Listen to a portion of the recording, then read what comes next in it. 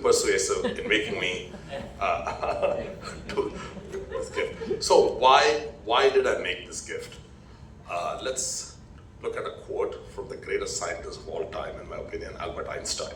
Einstein spoke in German, so it's not an exact translation or exact quote, but essentially what Einstein said was, it is the duty of every human being to put back on this earth the equivalent of what they took from it. I was a person who grew up in India, born, raised in Chennai, went to IIT Madras. I got into IIT Madras at the age of 16, or a little under 16. So it was the most influential place for me. And just on that basis, I felt I had to give back. That's really how it started. So when I start telling you about my life, it's kind of hard to encapsulate all of it in a very brief speech. But Benoit Mandelbrot famously said, again in French, so I'm just translating loosely, something along the lines of, my life appears to be a series of accidents and incidents that have no bearing to each other, and a series of random walks. But when I look back upon it, my life seems to have had a great deal of meaning. In other words, there's a pattern to my life. So my life, 100%, was random, wandering about, random incidents. And of course, the theoretical computer scientists will tell you that random walks can often lead to the right place.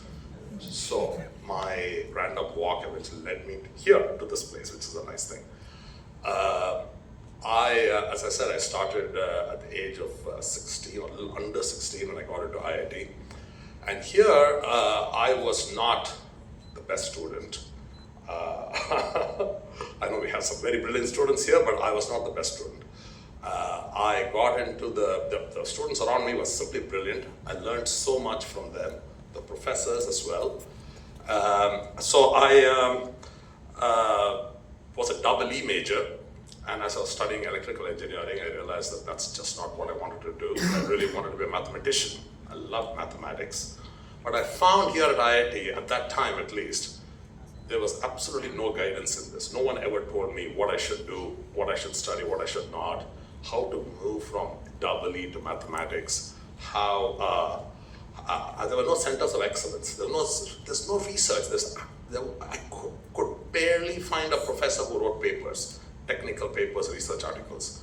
The only one, and I think I had a discussion with somebody earlier about it, was my BTech advisor, B. Narayana, who I understand now is retired, but there was really so little of it. And really the turning point for me was, around the time I was about to graduate, John Hopcroft from Cornell University, who eventually won the Turing Award in 1986, lectured here at IIT Madras. Brilliant lecture on theoretical computer science, explaining what it was. I knew nothing about this topic.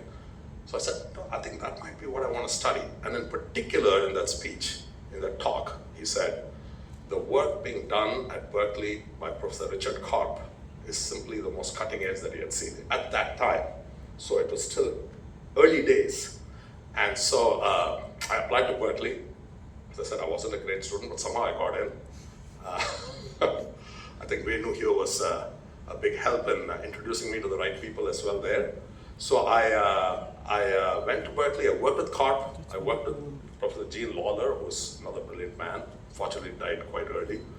And really learned the whole thing from them. Not only did I learn computer science and theoretical computer, but I learned how to think. I learned how to think critically. I learned how to be a professional from them. It's the most extraordinary experience for me. So anyway, I started working on a very difficult problem for my dissertation. I won't even get into the details of it, but I struggled for years, got nowhere. I was wondering if I'll be counseled out saying we don't have money for you anymore, but suddenly I found a simpler problem, or a series of simpler problems, and I solved them all within 3 months. Then out of Berkeley, in the nick of time, I would say. And I got a job at NYU, Courant Institute of Mathematical Sciences. I was a professor of computer science, teaching theory. Didn't last very long. I spent just 2 years. And not because I didn't want to, but really what happened, purely by happenstance, I got hold of a book. The book was called Liar's Poker by Michael Lewis. I don't know if any of you have read it, but it's Michael Lewis's first book. And it's a book set on the trading floor of a Wall Street firm. And it talks about people who make money using financial models and things like that, and all kinds of other stuff. It's a very exciting book. But when I read it, I said I could do the same thing and use models, computer science, mathematics to beat the market, essentially. And I was thinking, should I do it or not? And then I was talking to my wife, and she said, my wife, Sri Bala, many of some of you at least know very well, she said, I think you'll do very well at this. And she said, not only will you do well, I said, the problem is I wear jeans and t-shirt every day to teach. And you have to wear a suit there, so I don't want to do it. And she said, no, you look good in a suit. So now I'm a suit guy. And so I went and did that. But it's non-intellectual work. It's not the kind of work I was doing at NYU as a professor. I wrote papers, though I wasn't the very best, but I wrote papers with several Turing Award winners. And then here, it's completely non-academic, it's completely non-intellectual.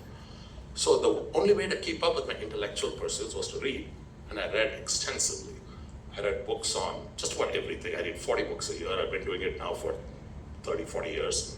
And of course, there are books on mathematics and things like that as well, and physics and stuff like that, but also literature and economics and all kinds of stuff.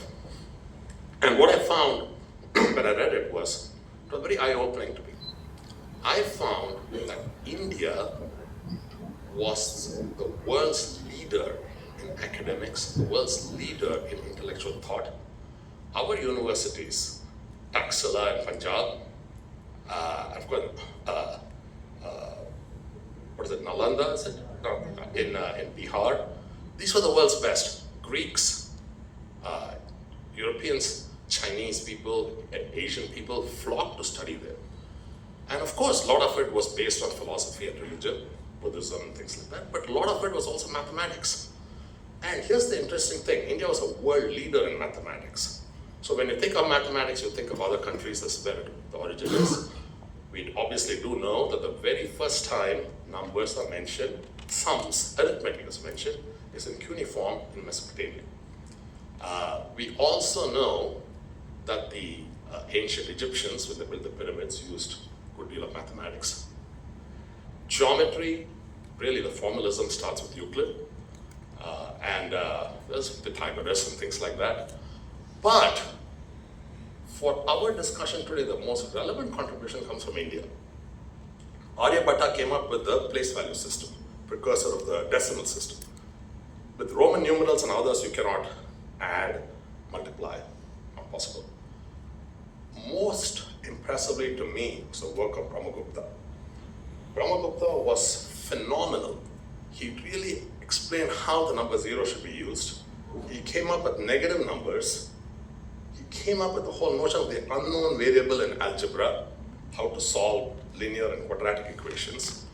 He gave a methodology for how to do it, a methodology. Now, you know how it gets the name algorithm?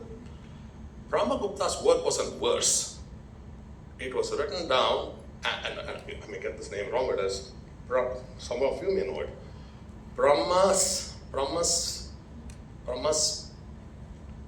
Puta,